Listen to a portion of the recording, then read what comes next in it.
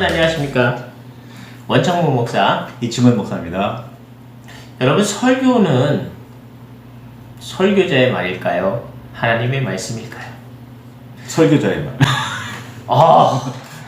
너무 직설적입니다. 우리 종교 재판에 이제 회부됩니다. 이러다가. 설교가 설교자의 사사로운 마음의 이야기를 담아내는 이야기가 되어져야 할까요? 또는 정말 설교가 설교자의 의도를 갖고 이렇게 흘러가는 그런 이야기여야 할까요? 참 여러가지 고민이 아니 될 수가 없습니다. 설교가 도대체 뭘까요? 사람이 뭔가를 주장하고 말을 할 때 개인이 가지고 있는 의도나 그런 것들이 들어가지 않을 수 없겠죠. 없죠. 네. 어떤 식으로든지 들어갈 수밖에 없을 겁니다. 죄송합니다. 들어갈 수밖에 없을 겁니다. 그런데 중요한 건 그가 뭐 설명하는 과정이나 혹은 뭐 이런저런 작은 부분에서는 그런 말들이 있을 수도 있겠지만 그래도 궁극적인 결론은 내 말이 아니라 하나님의 말씀을 해야죠. 그게 설교여야죠. 그리고 그 안에서 하나님의 뜻이 밝혀져야지 개인의 주장이 밝혀져서는 안 되는 거겠죠. 예를 들어서 이런 겁니다. 조금 좀 원색적인가? 설교자는 정치적인 성향이 드러나서는 안 됩니다. 정치 집회를 하는 것도 아니고 정치적인 소견을 밝힌 것도 아니기 때문에 뭐 신념이라고 한다면 하나님에 대한 신념, 믿음을 밝히는 자리지 그게 설교인 거지 뭐 개인적인 사사로운 생각 혹은 뭐 어떤 특정 집단의 생각을 밝히는 그런 자리는 아닙니다. 그렇게 되어서도 안 되고요. 설교가 도덕적인 교훈을 가르치는 강연은 아니잖아요. 뭐 사실 도덕적으로 윤리적으로 좋은 이야기가 거론될 수도 있어요. 물론 그렇죠. 왜냐하면 우리는 세상을 살아가는 사람들이기 때문입니다. 이 세상에서 도덕적이고 윤리적인 사람이어야 되는 건 마땅한 뭐 그런 뭐 국민의 도리라고 봅니다. 그러나 하나님의 계명이 10계명도 보면 충분히 도덕적이고 그렇죠. 법적인 그런 명령도 충분히 있고 예수님의 그렇죠. 말씀에도 언급에도 보면 도덕적이고 법적인 것들 많아요. 그렇기 때문에 설교 안에는 윤리적이고 도덕적인 내용들도 다분히 있어요. 그런데 그게 중요한 핵심은 아니라는 그렇죠. 거죠. 사실 어떤 목사님들은 좀 극단적인 표현을 쓰는 경우가 다분히 있는데요. 예를 들어서 예수님에 대한 이야기가 아닌 건 모든 설교가 아니다. 이렇게 얘기하는 분들이 있더라고요. 그래서 설교를 잘하는 목사님 소개할 때 그의 설교에 예수님 이야기가 나오느냐 이거예요. 사실 예수님의 공생애, 즉 하나님의 나라와 그의 십자가를 이렇게 거론하면서 말씀을 나눴던 시간은 공생애라는 표현으로 3년의 시간이 있었어요. 예수님께서 공생애를 3년 동안 하셨는데 그 3년 동안의 행동에 대한 행적들을 기록한 성경을 주로 설교를 해야 한다라고 하더라고요. 그리고 그 이외 다른 모든 설교는 의미가 없다. 해도 되고 안 해도 되고 뭐 그렇죠. 그러니까 그 우선순위가 좀 뒤로 되어지는 거죠. 나머지 설교라는 건.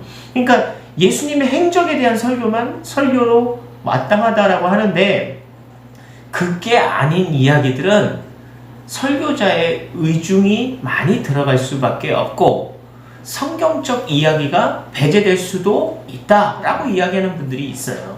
물론 저도 어느 부분은 동의를 합니다.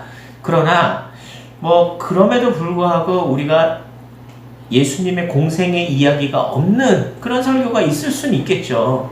물론 하다 보면 또 그럴 수도 있어요. 근데 구약 성경을 이야기하든 또 신약 성경에서 예수님의 생애를 직접적으로 거론하지 않는 경우일지라도 하나님의 뜻을 전하는 설교가 있을 수 있는 거죠.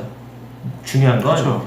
설교자는 자신의 의도를 가지고 의도적으로 기획한 설교를 한다기보다는 하나님의 메시지를 전달하는 전달자로서의 역할을 충분히 감당해야 하는 의무가 있는 사람이라는 겁니다. 그래서 우리가 세상에서 필요한 어떠한 용어, 단어를 사용할지라도 우리가 주님을 주장하면 그것이 설교가 되는 거죠.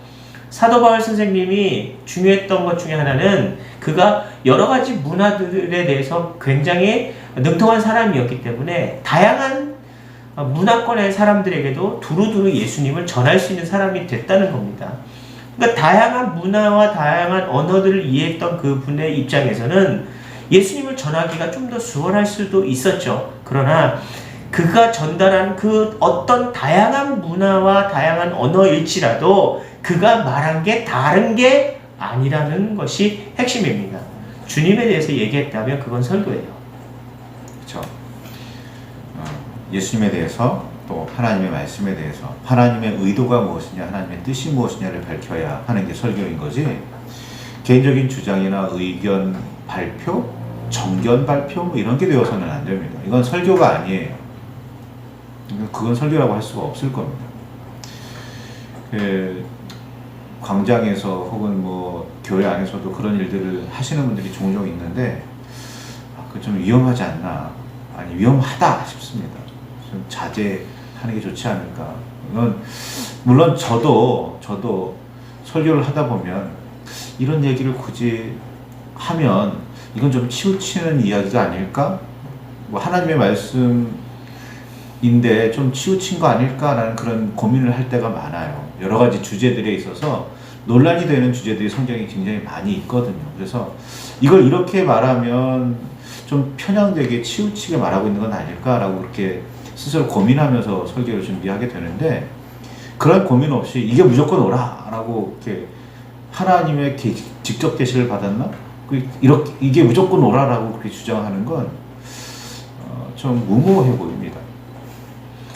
네, 제가 예전에 그 목사님이었던 분인데 정치를 하겠다라고 해서 목사님을 사직하고 국회의원 출마를 하신 분도 들은 적은 있어요. 네. 그러니까 정말 자신의 개인적인 어떤 정치적인 색깔이 있어서 정치인이 되는 것은 뭐 막을 일은 아니라고 봐요. 그러나 목사님이라는 위치에서 또는 그 교회 안에서 중요한 역할을 하는 사람들의 입장에서 정치적인 색깔을 드러내는 것은 바람직한 일은 절대 아니라는 것을 말씀드리고 싶습니다. 저는 좀 이렇게 표현하기도 했어요. 예수님이 구원자냐, 어떤 정당이나 어떤 정치적 지도자가 구원자냐. 우리는 예수 그리스도가 구원자라고 고백하는 사람들입니다. 정치 단체나 혹은 어떤 정당의 대표가 구원자라고 그렇게 고백하는 사람들이 아니에요. 그렇죠? 교회에서는 정치적인 이야기 할 필요가 없어요. 예수님에 대한 이야기, 하나님의 뜻에 대한 이야기를 해야 되는 거죠. 그렇죠? 설교가 되었든 제가 보기에는 교회 안에서 이루어지는 친교 중에서든 하나님의 말씀, 하나님께서 베풀어 주신 은혜, 하나님 말씀 속에서 살았더니 이렇게 되었다, 이런 저런 고민이 있다, 이런 이야기들을 하셔야지. 그렇죠? 굳이 그런 이야기는 할 필요가 없지 않나 싶습니다. 실제 예수님 시대에도 이 유대인들이 원했던 어떤 메시아라는 개념은 군사적인, 정치적인 그런 메시아를 요청하기도 했었어요. 그러나 하나님의 뜻에 대한 메시아는 그런 의미는 아니었죠. 그러니까 군사적이고 정치적인 어떤 쿠데타를 일으킬 만한 그런 메시아적인 예수를 독립? 그렇죠. 그런 그 정치적인 의미에서의 메시아를 원했던 것이었으나 하나님의 의중은 그게 아니었다는 거죠. 사실 유대인이 뭐 특별한 존재이기도 했겠지만 유대인이 아닌 다른 선민이 아닌 다른 모든 인류도 주님이 품으시길 원하셨고, 그렇기 때문에 쿠데타를 일으킬 이유가 아니라 사람들의 모든 죄를 위해서 이 땅에 오셨다는 의미로 보면 예수님은 편애하신 게 아니거든요. 그러니까 정치적인 싸움이 필요한 건 아닙니다. 유대인만을 위한 예수님은 아니시거든요. 온 인류를 위한 예수님이시니까. 바로 그런 의미에서 정치적 색깔, 어떤 한쪽으로 편향된 그런 이야기를 할 수도 없는 겁니다. 그게 바로 설교의 핵심이어야 해요. 우리는 편애하지도 않고 도덕적이고 윤리적인 설교와 강의. 그러니까 좀 다른 의미로서 주님에게만 편애해야 하는 설교를 해야 되는군요. 네, 세상의 어떤 이론과 어떤 원칙, 논리 그런 개념이 아니라 주님의 뜻, 주님께 오롯이 집중되어져 있는 그런 설교, 바로 그것이 설교입니다. 그런 설교 하시고 또 그런 설교를 들으시고 은혜 받는 여러분 되시기를 바랍니다. 감사합니다.